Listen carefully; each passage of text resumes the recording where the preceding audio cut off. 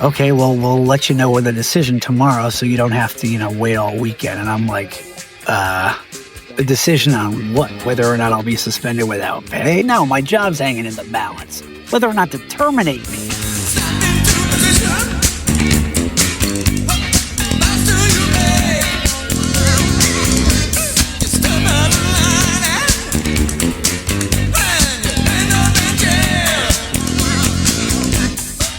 A job, you might not get one.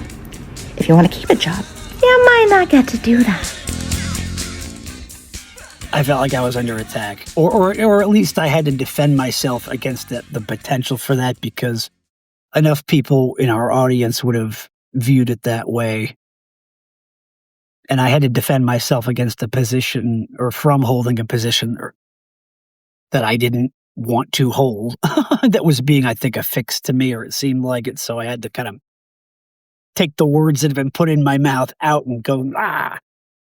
But they fired him over that. This draconian approach to on-air punishment for hosts that say or post tasteless things, I think is totally out of control. Like, how is CBS Radio, who owns that station, a better company today after having taken someone's livelihood away for that offense? How are we better as a culture? Someone's livelihood? That's their life. I mean, it was a joke, and it was a joke gone bad. Okay, but people make jokes. Like, we all make jokes. You telling me that the penalty for a misfire on a joke is death? The death of your career? If I were Maria Taylor, and maybe she's already done this, I don't know, I'd go to CBS Radio and I'd lobby for him to be rehired. Why would you? Why is it her responsibility to go to Entercom? Actually owns that station. Why is it her responsibility to go to Entercom? As I was just about to say, Stacey, it's not her responsibility to do that. But it would be an impressive gesture if she did. If somebody lost their job over something that they said about me, I'd be mortified over that. And let's not forget, by the way, that Deshaun Jackson tweets out Nazi propaganda, and that gets met with a shrug by the media. But make a tasteless joke about clothing, you're fired. Our approach to dealing with public people who make mistakes in this country is appallingly immature, in a lot of cases, dangerous. Was I angry? Yeah. Did I yell? No. Did I growl? Yeah. But, this is talk radio, A, and B, it's sports talk radio. I mean, this, as I said in the last video, what I did, it was it was 2 words. No, Stacey. Growled. There was no swearing. There was no insulting. There was just nothing. And then I apologized. And we worked it out in 2 seconds. Now, here are your hosts, Tom Wassell, Jake Heaps, and Stacey Ross. Hour number 3 of Tom, Jake, and Stacey. Look, I'm sorry. I can't continue until I just address this for 10 seconds. I apologize. Sure. I want to first apologize to my co-host, Stacey, for raising my voice at her in that last discussion. That was unnecessary. I appreciate and I don't that. feel good about it.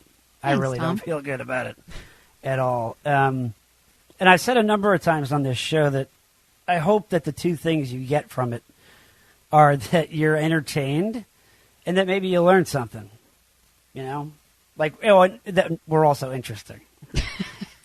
being entertaining and being interesting are the 2 things that are most important to me.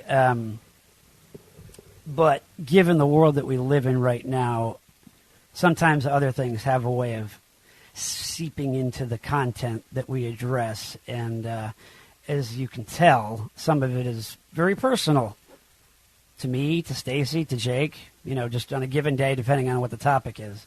But I hope that when you hear that, when you hear one of us, well, me, go berserk, I hope that doesn't turn you off to what we do 99% of the time here. Just try. I guess my point in that last segment was that maybe we need to be a little bit more forgiving of one another's mistakes. So if I make a mistake and you like me otherwise, try not to hold it against me, because we've got some other good stuff coming at you for the rest of the show and the week and the year and till the end of time. So thank you for allowing me that 1 minute of, what do you call it in church, a penance? Yeah, your penance. When you go back and you say a couple of prayers, that was my penance right there. Thank you. Me and my co-hosts were fine. I had 2 co-hosts at the time.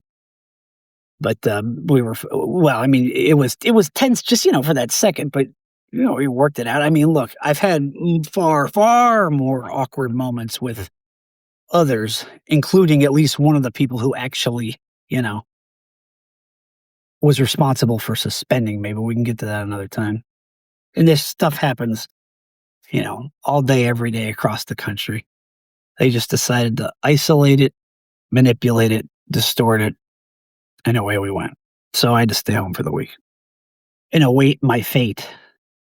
But at the end of the conversation, this gal Marin, the HR director in the building, she says, okay, well, we'll let you know with a decision tomorrow so you don't have to, wait all weekend. And I'm like, a decision on what?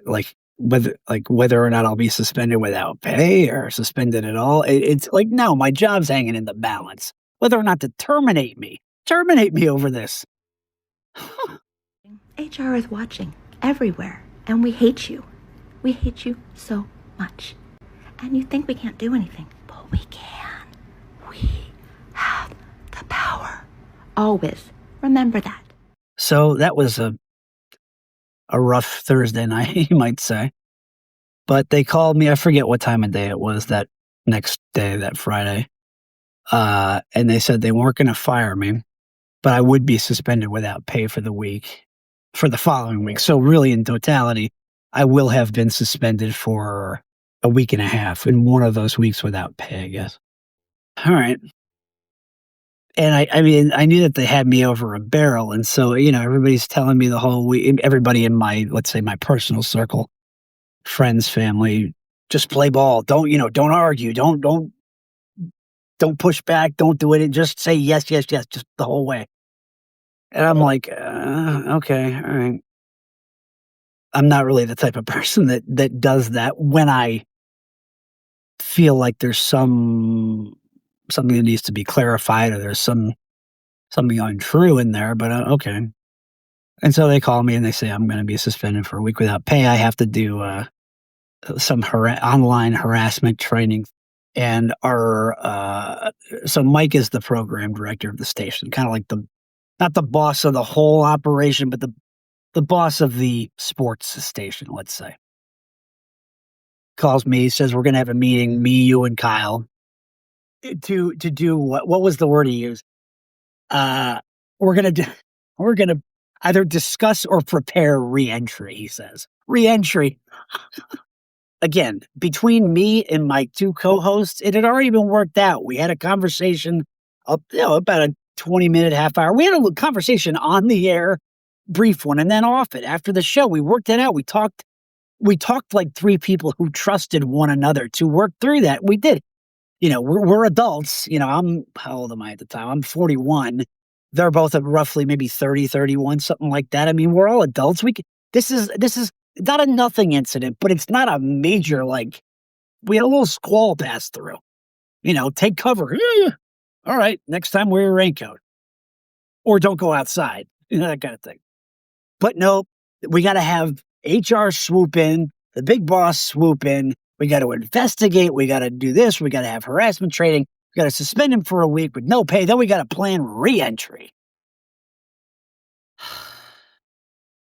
And then the other meeting is going to be between me, Mike, and my 2 co-hosts to have another meeting, to do what? To discuss what we already have. Whose benefit is that serving? The 3 of us have already talked.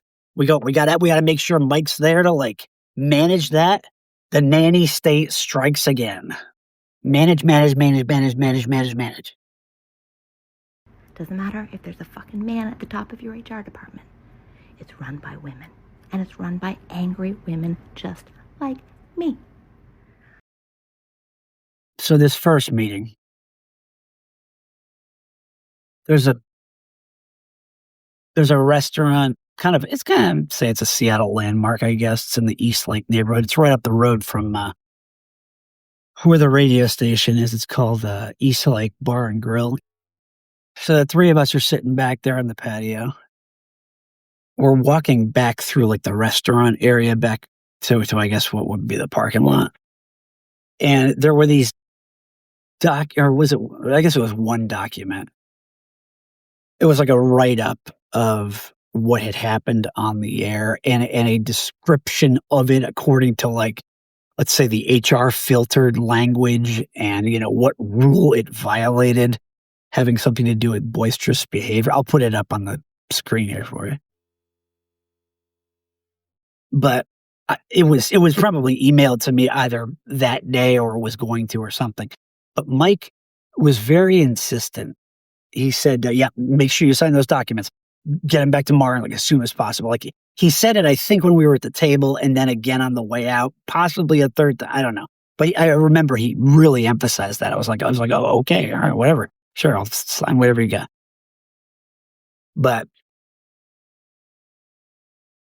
when I got home and I looked at these documents and I saw what was in them and I saw who had written them, like, as I said, this gal Marin is the HR director. But she didn't write this document up. It was written by Kyle and Mike, who I just had this meeting with. And neither one of them mentioned anything about the contents of what was in this document other than that I needed to sign it and fast. Like, make sure you do this. Make sure you do this. It's like, oh, okay, all right. Like, they didn't want to, or not they, but Mike anyway, didn't want to leave anything to chance. Just make sure you get those in. I should have, look, I was pretty frazzled at the time. That should have tipped me off that something was wrong with these documents. And of course, when I read them, I realized that something was, but I didn't put that together with Mike's insistence that I, get him fired back off, to HR immediately. I didn't connect those dots until later, but as you can see there, the charges just aren't true. Okay, you want to call it boisterous behavior? Okay, define boisterous. Like, what scale are we using? Because the boss man here who wants me to, hurry up and get these things in, I've seen this guy go after his co-host with a clenched fist before. Over something unrelated. Okay. And here's the other thing. One of the reasons why I told the story in the last video about that non-incident where I just asked Stacy to not interrupt. This is off air, to not interrupt me. And that ended up getting somehow back up to HR. We had this conversation about nothing. It was just like, no. She had interrupted me for, I don't know, the third, fourth time that week. I just asked her not to. It was awkward for a second, but that's it. And, that got turned into an HR incident, even though no paperwork, to my knowledge, was there was nothing they could do to make that into an incident. It was just like to call it, a run-of-the-mill part of the fabric of the daily goings-on would be overstating it. It was nothing.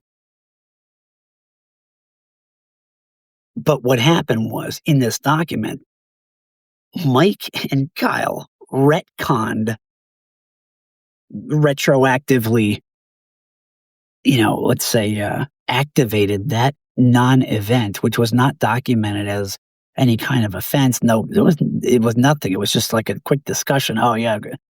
They retconned that into a prior offense to try to establish a pattern. Then what was that? January of 2020. It was either December of 2019 or January 2020. at the time, of course, Stacy didn't report me. There was nothing to report. Like there was this anecdote that was like coaxed out of her. And once she told it, Kyle runs upstairs, reports it to HR as if it's this thing. Stacy gets called up there. She says, no, it's just this. Then I get called up there. No, it's just this. And nothing's done about it because it's nothing, right? Just, just a formal thing. No, we just need to make sure. No big deal. Don't worry about it. Okay, cool. Well, all right, good. All good. Yeah, thanks. And then a year later, almost a year later, because this other thing happens, totally unrelated. Now this prior event gets retconned into a prior offense so that, as you can see in the language there, they can establish a pattern where they can claim that my behavior is disproportionately directed towards women. Really?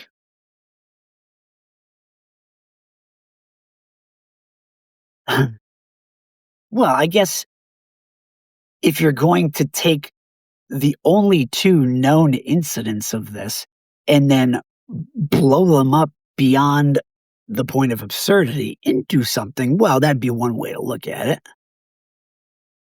Another way to look at it would be to say, I've been yelled at by both men and women and, not reported it. And even when the authorities find out about it down the line, just through, the course of conversation, nobody does anything about it, nor do I want them to. Why would I? There's nothing wrong with it.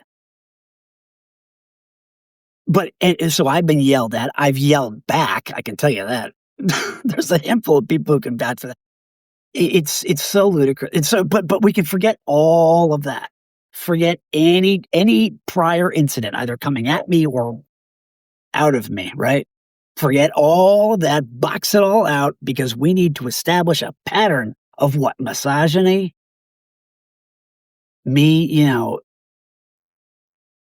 being hostile towards women in the workplace. Really? I mean, just a year before this, there was one day where a woman, one of our colleagues, called it. She hadn't gotten to work yet, but she was pissed at me for some reason. I remember what it was about. Doesn't matter. But she calls me and just starts. She was laying him in hard, like throwing haymakers, like screaming, accusing me of all this.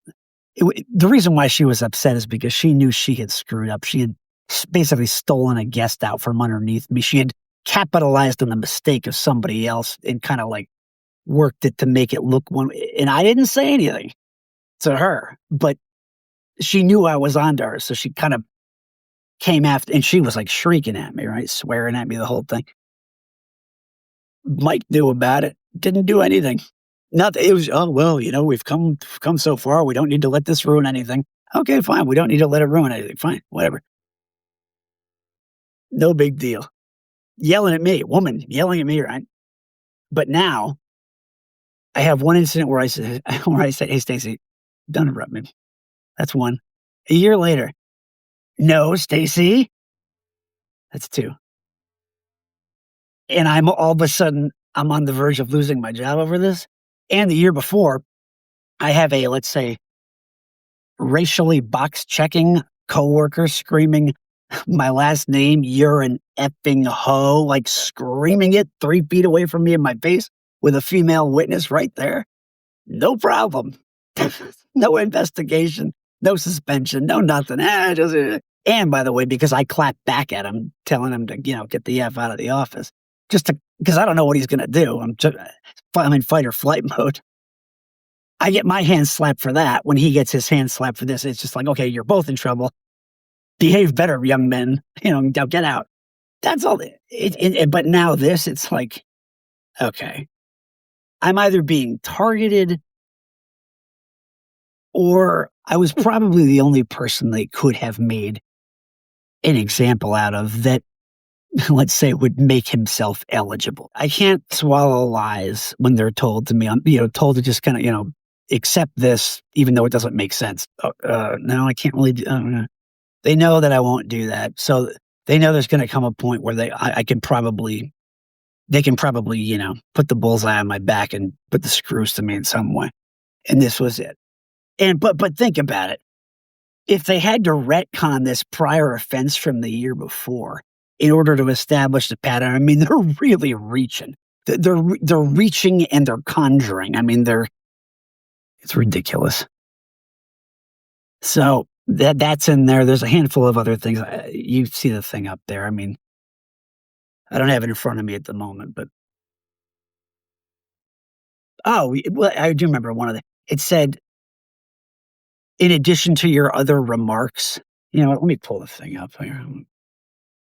As we've discussed, your interaction with your co-host on September 15, 2020 was inappropriate and disrespectful. Not really. I mean, if mine was, hers was, okay. Your aggressive tone of voice, yeah, maybe aggressive. And belittling comments. What belittling comments were those? No, Stacy? In defense of myself? Where's the belittling comment there, guys? That's a lie. Are a clear violation. Well, you can't have a clear violation if it doesn't exist, so that's a lie also. Of our workplace conduct policy, which provides that conduct that interferes with operations, nope. Discredits the company, nope.